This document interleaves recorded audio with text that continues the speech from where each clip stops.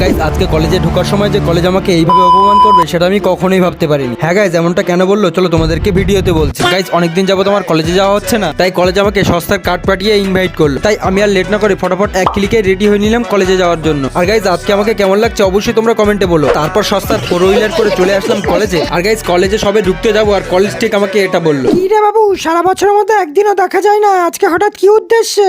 নতুন কাউকে পটানোর ধান্দায় নাকি?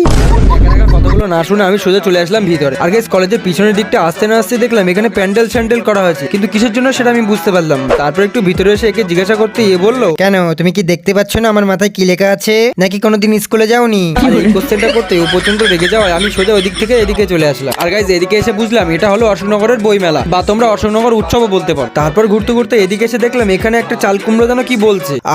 এখানে কত শান্তি! কাশ আমি যদি মানুষ হতাম তাহলে অনেকগুলোর মজা একসঙ্গে নিতে পারতাম। তাহলে তুই